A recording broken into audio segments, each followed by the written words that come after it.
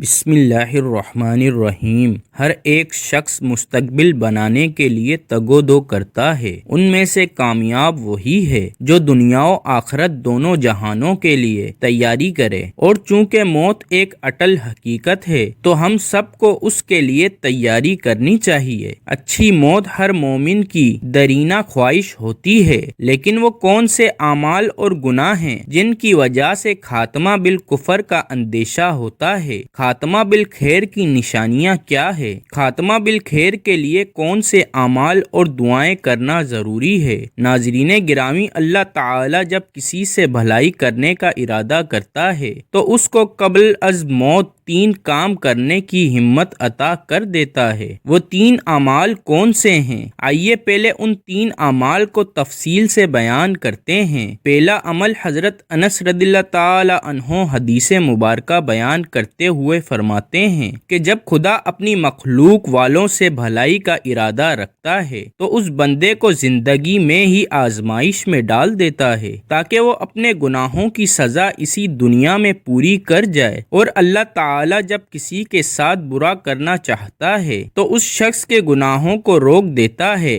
اس بندے کے کیے کی سزا اس کو آخرت میں بھگتنی پڑے گی۔ دوسرا عمل حضرت عائشہ رضی اللہ تعالی عنہا سے مروی ہے، جب اللہ تعالی اپنے بندے کے ساتھ بھلائی کرنا چاہتا ہے تو موت سے 1 سال قبل ایک فرشتے کی ڈیوٹی اس بندے پر لگا دیتا ہے۔ وہ فرشتہ اللہ تعالی کے حکم پر اس بندے کو نیک کام کرنے کی طاقت دیتا رہتا ہے، برے کاموں سے روکے رکھتا ہے۔ اسی طرح جب وہ بندہ فوت ہو جاتا ہے تو لوگ کہتے ہیں کہ یہ آدمی اچھے وقت پر اپنے خالق حقیقی کے ساتھ جا ملا۔ تیسرا عمل کچھ اس طرح بیان کیا گیا ہے کہ روایت میں ہے کہ اگر کوئی بندہ یہ چاہتا ہے کہ میری موت پاک صاف جگہ یا جمعے کے دن آئے تو اس کو یہ دعا کرتے رہنے سے بندے کی موت بہترین وقت پر اس کو نصیب ہوتی ہے۔ ناظرین گرامی، عقائد کی درستگی، اعتبار و سنت اور ہر طرح کے معاصی بالخصوص جن پر وعیدیں آئی ہیں، مثلا زنا، چوری اور ناجائز طریقے پر دوسرے کا مال ہڑپنا وغیرہ سے بچنا ہی حسن خاتمہ کے ذرائع ہیں۔ ایک حدیث میں اللہ کے رسول صلی اللہ علیہ وآلہ وسلم نے فرمایا، یعنی جو شخص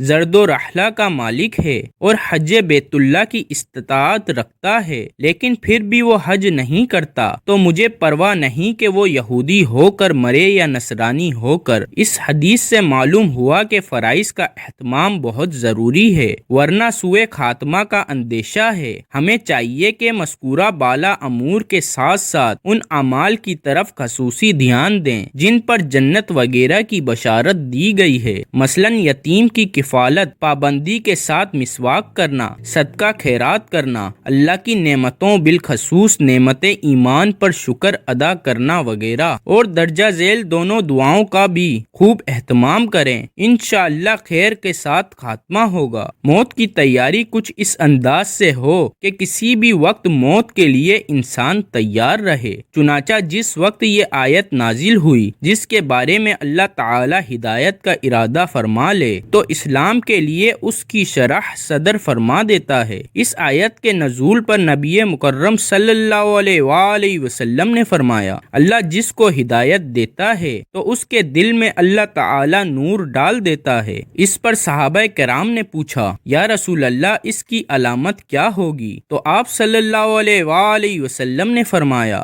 آخرت کی تیاری، دنیا سے بیزاری اور موت آنے سے پہلے موت کی تیاری۔ حضرت معاذ رضی اللہ تعالی عنہ ایک حدیث اس طرح روایت کرتے ہیں کہ نبی کریم صلی اللہ علیہ وآلہ وسلم نے فرمایا، جس شخص کی آخری بات لا الہ الا اللہ ہوئی تو وہ جنت میں داخل ہوگا۔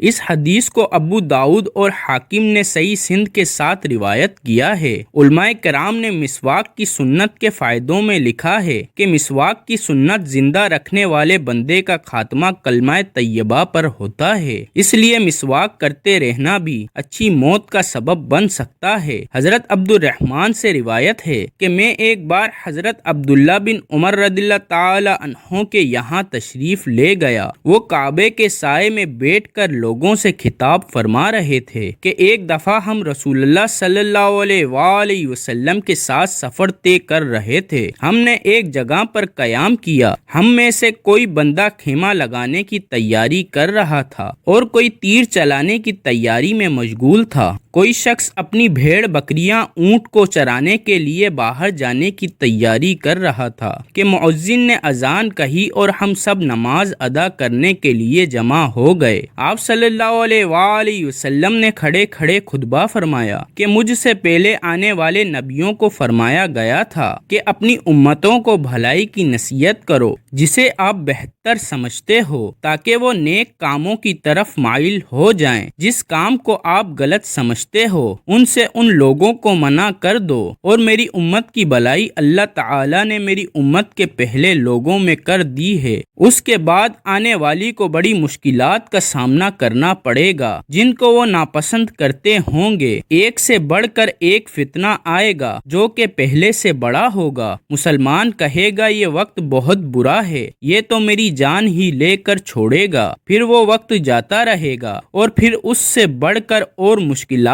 پیش آئے گی۔ مسلمان کی زبان میں یہی ہوگا کہ یہ مصیبت تو بہت بھاری ہے، اس سے بچنا ناممکن ہے۔ پھر اللہ تعالیٰ اس کو بھی مسلمان سے دور فرما دے گا۔ اگر تم میں سے کوئی چاہتا ہے کہ مجھے دین اسلام پر عمل پیرا ہوتے ہوئے موت آئے تو اس کو چاہیے کہ جو کچھ اپنے لیے پسند کرتا ہے دوسرے کے لیے بھی وہی پسند کرے، اور جو کچھ خود کھاتا ہے دوسرے کو بھی وہی کھلائے۔ حضرت عبداللہ بن مسعود سے روایت ہے کہ ہر پیدائشی بچے کی ناف میں مٹی کا وہ ذرہ ہوتا ہے جس سے وہ پیدا ہوتا ہے، پھر اللہ تعالیٰ کی قدرت سے وہ جوان ہوتا ہے، پھر اس کو بڑھاپا گھیر لیتا ہے اور اس کے بعد وہ اس دنیا سے پردہ کر جاتا ہے۔ وہ دوبارہ اسی مٹی میں دفن کیا جاتا ہے جس مٹی سے وہ پیدا کیا گیا تھا۔ حضرت انس رضی اللہ تعالی عنہ سے مروی ہے کہ موت کی تنگی تلوار کے کئی واروں سے کئی گنا سخت ہوتی ہے۔ عطا بن یسار سے مروی ہے کہ جب فرشتہ جان نکالتا ہے تو اس وقت جو تکلیف ہوتی ہے وہ دنیاوی سب زخموں سے زیادہ تکلیف دہ ہوتی ہے۔ جب موت کا فرشتہ انسان کی جان لیتا ہے تو مرنے والے کو جسم کے ہر حصے میں تکلیف ہوتی ہے جس کو وہ مرنے والا برداشت نہیں کر پاتا۔ ابو محمد حارث بیان کرتے ہیں کہ مرنے والے کے جو پاس ہوتے ہیں ان کو چاہیے کہ وہ اس بندے کو کہیں کہ تو جنتی ہے۔ اس وقت شیطان انسان کو بھڑکانے کے لیے بہت ہی قریب ہو جاتا ہے۔ جب انسان مرتا ہے تو اس کو تھوڑی سے تھوڑی ہونے والی درد بھی تلوار کے کئی واروں سے زیادہ خطرناک ہوتی ہے۔ آپ صلی اللہ علیہ وآلہ وسلم کا فرمان ہے کہ جب خدا اپنی مخلوق والوں کے ساتھ خیر و بھلائی کا ارادہ رکھتا ہے تو اسے توشہ عطا کر دیتا ہے۔ پوچھا گیا کہ اسے کیا توشہ عطا کیا جاتا ہے؟ اس پر نبی اکرم صلی اللہ علیہ وآلہ وسلم نے فرمایا کہ اللہ تعالیٰ اس کو نیک اعمال کرنے کی توفیق عطا کرتا ہے اور اسی نیک اعمالوں کے صدقے اس کی جان نکال لیتا ہے۔ بے شک اللہ پاک نے سورہ احزاب میں فرمایا ہے باکثرت اللہ تعالیٰ کا ذکر کرنے والے مرد و عورتوں کے لیے اللہ تعالیٰ نے مغفرت اور اجر عظیم تیار کر رکھا ہے۔ اے مسلمانوں، ہم اللہ تعالیٰ کا ذکر کر کے بہترین موت کی سعادت کو حاصل کر سکتے ہیں۔ بے شک یہ بدبختی کی بات ہے کہ انسان موت کو بھول جائے اور اس کے لیے تیاری کرنا چھوڑ دے،